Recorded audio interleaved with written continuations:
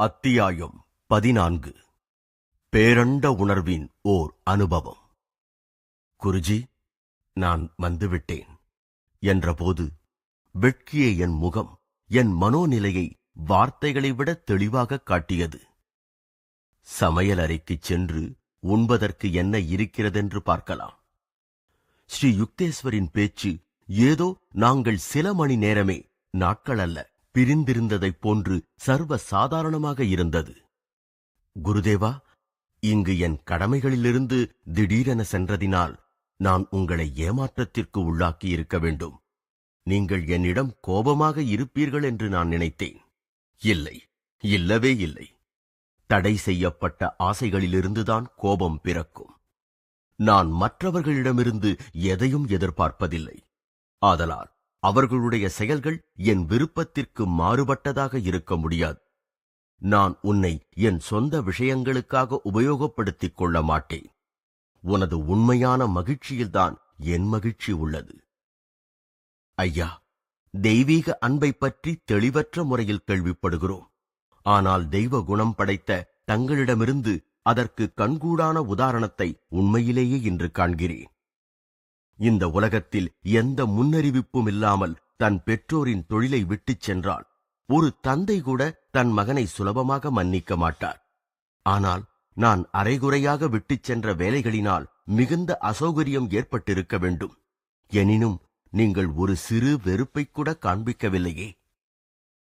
நாங்கள் ஒருவரை ஒருவர் நீர்மல்கிய கண்களுடன் நோக்கினோம். ஒரு பேரானந்த அலை என்னை சூழ்ந்தது. இறைவன் குருவின் உருவத்தில் என் இதயத்தின் குறுகிய அன்பார்வத்தை பிரபஞ்ச பேரன்பாக விரிவுபடுத்துவதை உணர்ந்தேன். சில நாட்களுக்குப் பிறகு நான் காலியாயிருந்த குருதேவரின் அமரும் அறையை அடைந்தேன். நான் தியானம் செய்ய திட்டமிட்டேன். ஆனால் என் உயர்ந்த நோக்கம் கட்டுக்கடங்காத எண்ணங்களால் நிறைவேறவில்லை. வேடன் முன்னால் பறவைகள் சிதறுவது போல் அவை சிதறின. முகுந்தா, ஸ்ரீ யுக்தேஸ்வரின் குரல் தூரத்து பால்கனியிலிருந்து வந்தது.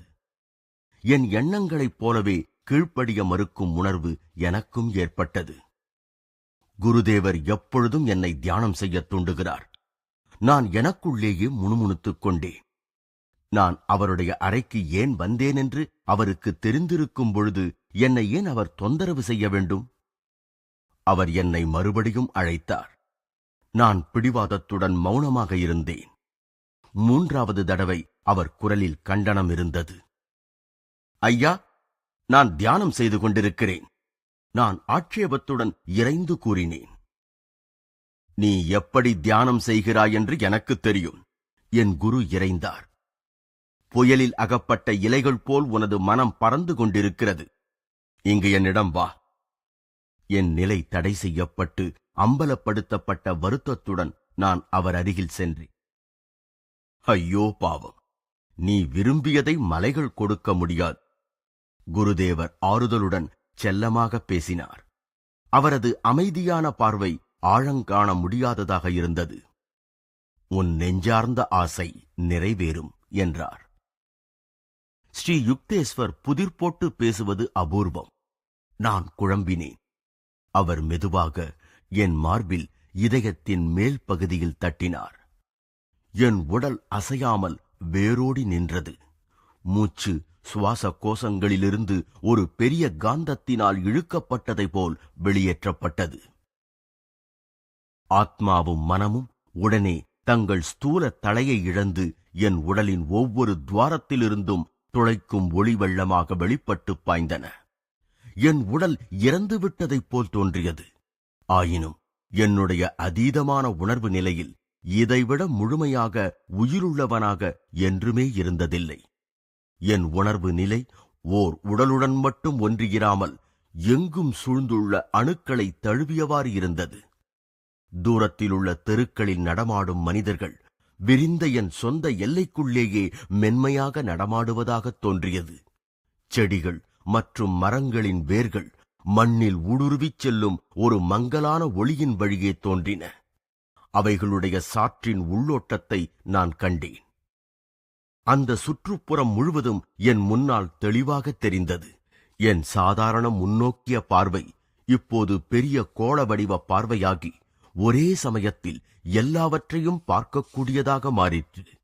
என் தலையின் பின்பக்கம் மூலமாக ராய்காட் சந்தில் வெகு தூரத்தில் நடந்து கொண்டிருக்கும் மனிதர்களைக் கண்டேன்.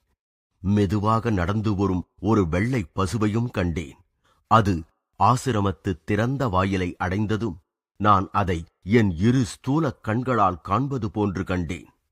அது முற்றத்து செங்கல் சுவருக்கு பின்னால் சென்ற பிறகும் அதை தெளிவாகக் கண்டேன்.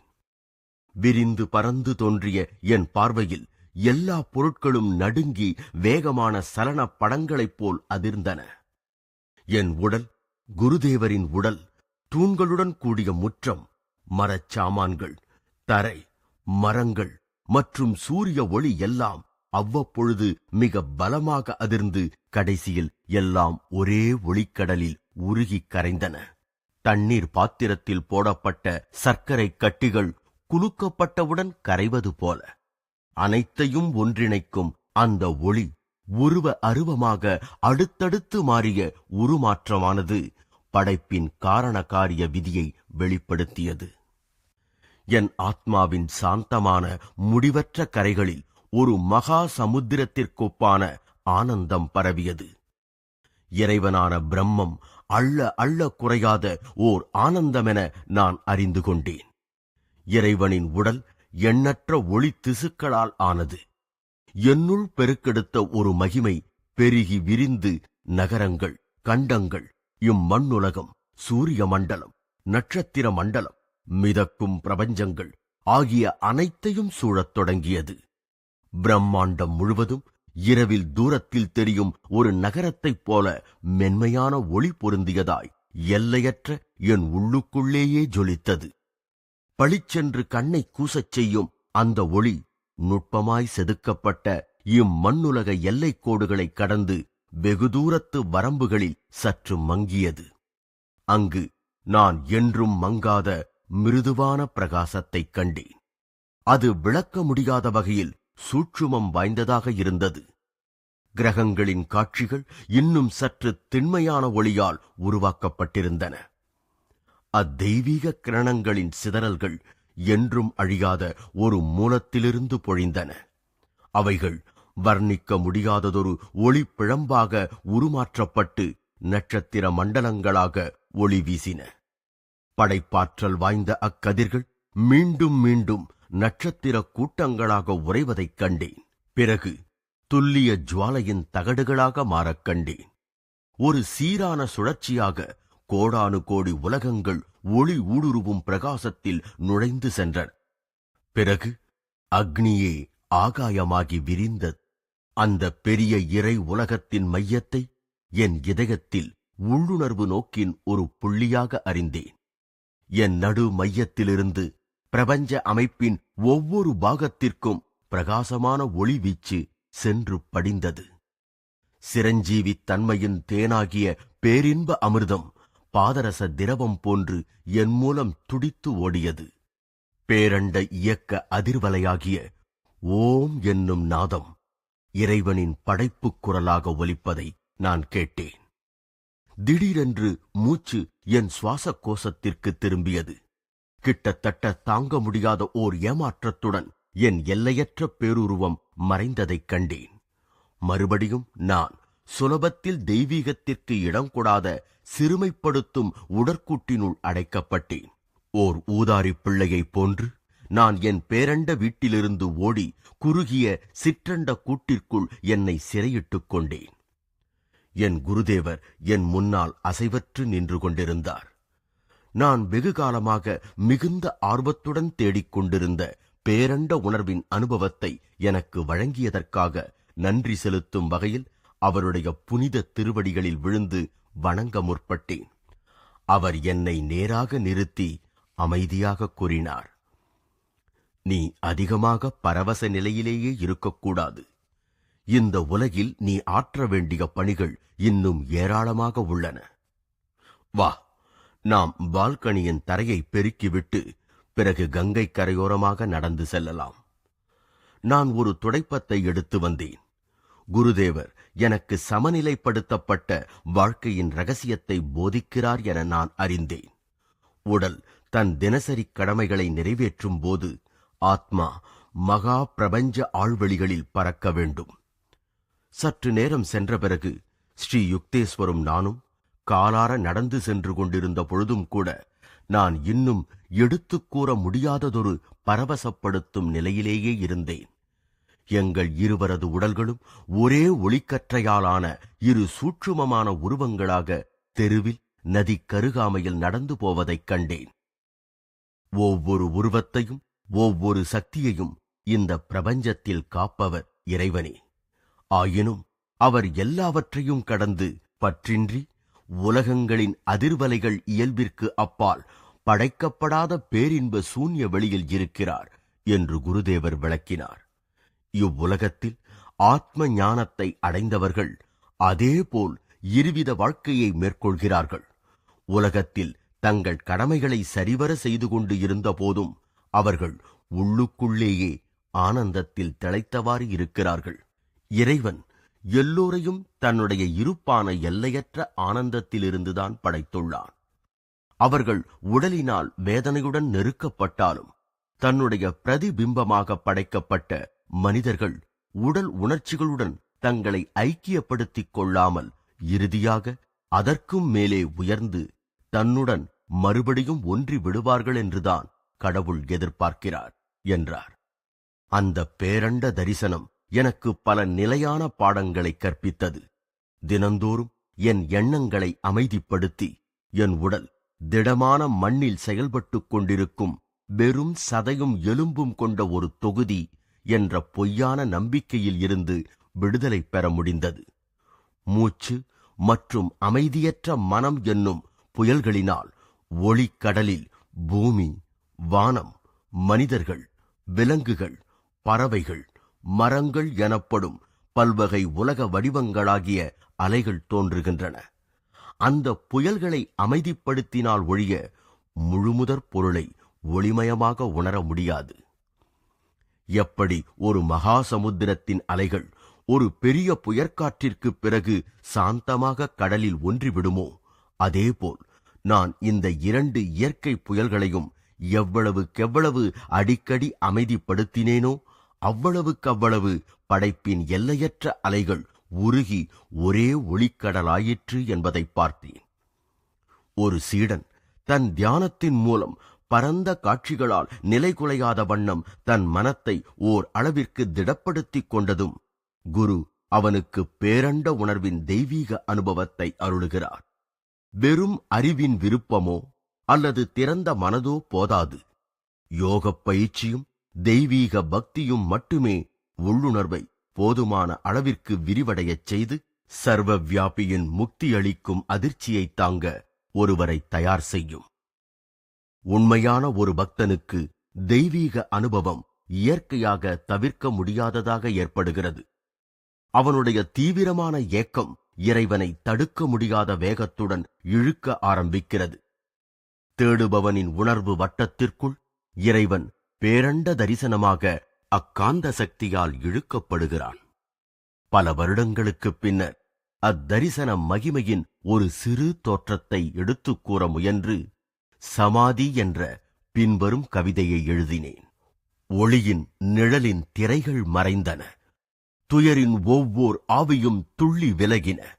நிலையற்ற இன்ப விடியல்கள் நில்லாது ஓடின. மங்கும் இந்திரிய காணல் மறைந்து சென்றதே. வெறுப்பு வெறுப்பு சுகம் நோய் வாழ்வு சாவு இப்பொய்மையின் நிழல்கள் இருமையின் திரையில் சிதைந்தன. ஆழ்ந்த உள்ளுணர்வாம் மந்திர கோலால் மாயை என்னும் புயல் மலைத்து நிலைத்தது. இன்று நேற்று நாளை என்பன எனக்கில்லை, என்றும் எதிலும் எங்கும் நானே.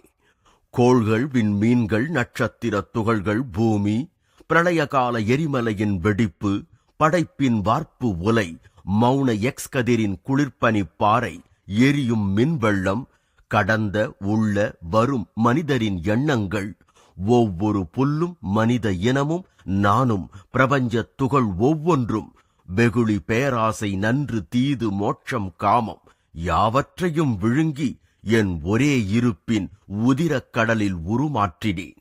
இன்பக் கனல் என் தியானத்தால் பெருகி நீர் தோய்ந்த என் கண்களை குருடாக்கி அழிவற்ற ஆனந்தத் தழலில் வெடித்ததே.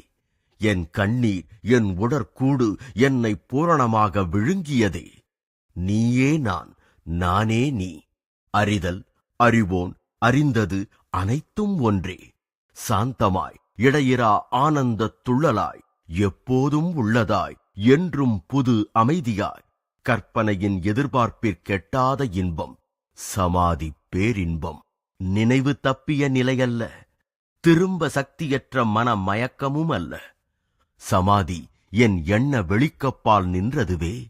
அழியும் கூட்டின் எல்லைக்கப்பால் நிரந்தரமான தொலைதூர எல்லை வரை நானெனும் பிரபஞ்சக் கடலில் தானெனும் அற்ப அகந்தை என்னுள்ளே மிதப்பதை கண்ணுற்றேன்.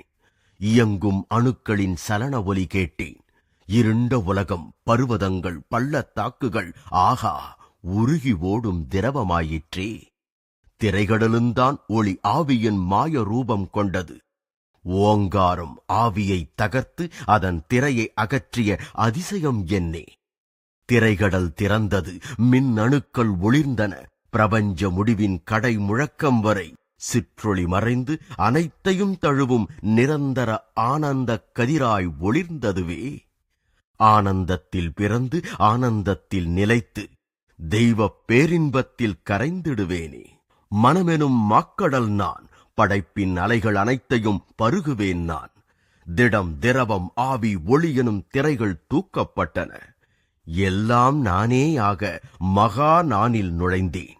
மனித நினைவின் நிலையற்று திரியும் நிழல்கள் போயே போயின. கீழும் முன்னும் மேலும் உயரே என் மனமெனும் வானம் மாசு மறுவற்றது. நிரந்தரமும் நானும் கலந்து ஒன்றி ஒரே கதிரானோம். சிறு நகைப்பின் குமிழியாம் நான் ஆனந்தக் கடலே ஆனேன். ஸ்ரீ யுக்தேஸ்வர், அந்த புனித அனுபவத்தை என் விருப்பப்படி எப்படி பெறுவது, மேலும் அதை எவ்வாறு மற்றவர்களுக்கு அவர்கள் உள்ளுணர்வு பக்குவம் அடைந்ததும் அளிப்பது என்பதையும் எனக்கு போதித்தருளினார். முதல் தடவைக்குப் பிறகு பல மாதங்கள் நான் அப்பரவச நிலையை அடைந்து தினந்தோறும் அதில் ஒன்றி உபனிஷதங்கள் இறைவனை ரசம், அதாவது மிகவும் ருசிக்கத்தக்கது என்று ஏன் குறிப்பிடுகின்றன என்று புரிந்து கொண்டேன். ஆயினும் ஒரு நாள் காலை என் பிரச்சனை ஒன்றை குருதேவரிடம் எடுத்துச் சென்றேன். ஐயா, நான் இறைவனை எப்பொழுது காண்பேன் என தெரிந்து கொள்ள விரும்புகிறேன். நீ அவனை கண்டாயிற்றே? ஓ, இல்லை ஐயா, நான் அப்படி நினைக்கவில்லை. என் குரு புன்னகைத்தபடி கூறினார். பிரபஞ்சத்தின் மாசு மறுவற்ற ஒரு மூலையில் அலங்காரமான ஒரு சிம்மாசனத்தில் அமர்ந்திருக்கும் போற்றத்தக்க ஒரு மாமனிதரை நீ எதிர்பார்க்கிறாய் என்று நான் நினைக்கவில்லை. இருந்தாலும் அற்புத சக்திகள் படைத்திருப்பதுதான் கடவுளை கண்டதற்கு நிரூபணம் என்று நீ கற்பனை செய்கிறாய் என எனக்கு தோன்றுகிறது. அப்படியில்லை. ஒருவன் பிரபஞ்சம் முழுவதையும் கட்டுப்படுத்தும் சக்தியை பெற்றிருந்தும் இறைவன் நழுவி விடுவதைக் காணலாம். ஒருவருடைய ஆன்மீக முன்னேற்றத்தை தியானத்தில் அவருடைய ஆனந்தத்தின் ஆழத்தினால் மட்டுமே அறிய முடியுமே தவிர அவருடைய வெளிப்புற சக்திகளை பறைசாற்றுவதால் அன்று. என்றும் புத்தம் புதிய ஆனந்தமே இறைவன். அவன் அள்ள அள்ள குறையாதவன். நீ உன் தியானத்தை பல ஆண்டுகள் தொடரும் பொழுது அவன் எண்ணற்ற விதங்களில் உன்னை ஏமாற்றி விளையாடுவான். இறைவனை அடையும் வழியை அறிந்த உன்னை போன்ற பக்தர்கள் வேறு எந்த மகிழ்ச்சியையும் அவனுக்கு ஈடாகக் கொள்ள கனவில் கூட நினைக்க மாட்டார்கள். அவனது வசீகரிக்கும் தன்மை ஒப்பற்றது. அதற்கு இணை வேறேதும் இல்லை. இவ்வுலக இன்பங்களிலிருந்து நாம் எவ்வளவு சீக்கிரம் அலுப்படைந்து விடுகிறோம். பொருட்களின் மீதுள்ள இச்சைக்கு முடிவே இல்லை. முழுதும் திருப்தி அடைவதென்பதே மனிதனுக்கில்லை. ஒன்றன் பின் ஒன்றாக அவன் குறிக்கோளும் மாறும். அவன் தேடும் வேறு ஏதோ ஒன்று இறைவன்தான். அவன் மட்டுமே மனிதனுக்கு நிரந்தரமான ஆனந்தத்தை தர முடியும். வெளியுலக ஆசைகள் நம்மை உள்ளுக்குள்ளிருக்கும் சொர்க்கத்திலிருந்து துரத்தி விடுகின்றன.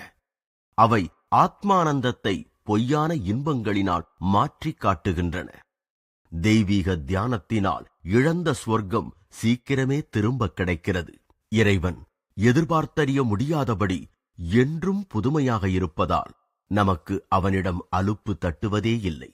என்றும் நிரந்தரமான ரசிக்கும்படியான வேறுபாடுகளுடன் கிடைக்கும் பேரின்பம் தெவிட்டுமா என்றார்.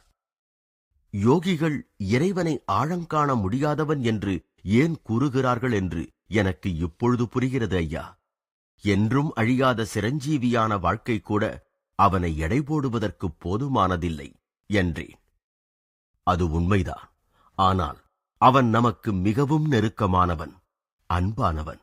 நம் மனம் கிரியா யோகத்தினால் இந்திரிய தடைகளிலிருந்து விடுபட்டவுடன் நம் ஆழ்நிலை தியானம் இறைவனை இருவிதங்களில் நிரூபிக்கிறது. என்றும் புதுமையான ஆனந்தம் அவன் இருப்பிற்கு சாட்சியாகி நம்மில் அணு அணுவாக ஊடுருவி நம்மை நம்ப வைக்கிறது. மேலும் தியானத்தில் ஒருவன் இறைவனுடைய உடனடியான வழிகாட்டுதலை, ஒவ்வொரு இடையூறுக்கும் அவனுடைய போதுமான விடையைக் காண்கிறான். குருதேவரே, நீங்கள் என் பிரச்சனையை தீர்த்து விட்டீர்கள். நான் நன்றியுடன் புன்முறுவல் செய்தேன். நான் இறைவனை கண்டேன் என்பதை இப்பொழுது உணர்கிறேன். ஏனெனில் தியானத்தின் ஆனந்தம் நான் வேலை செய்யும் நேரங்களில் ஆழ்மனதில் திரும்பி வரும்போதெல்லாம் ஒவ்வொரு செயலிலும் மிகச் சிறிய விவரங்களில் கூட சரியான போக்கை மேற்கொள்ளுமாறு நான் சூட்சுமமாக இயக்கப்படுகிறேன். மனித வாழ்வு நாம் இறைவனுடைய விருப்பத்துடன் ஒன்றுபடும் வரை துன்பத்தினால் சூழப்பட்டுள்ளது. இறைவனின் சரியான பாதை அகந்தையுடன் கூடிய புத்திக்கு பெரும்பாலும் திகைப்பாகவே இருக்கிறது என்று குருதேவர் கூறினார். இறைவன் ஒருவன்தான் நமக்கு தவறியில்லாத ஆலோசனையை அளிக்க முடியும். மகா பிரபஞ்சத்தின் பாரத்தை அவனன்றி யார் சுமக்க முடியும்? அத்தியாயம் 14. பேரண்ட உணர்வின் ஓர் அனுபவம். குருஜி, நான் வந்துவிட்டேன் என்றபோது வெட்கிய என் முகம் என் மனோநிலையை வார்த்தைகளை விட தெளிவாக காட்டியது.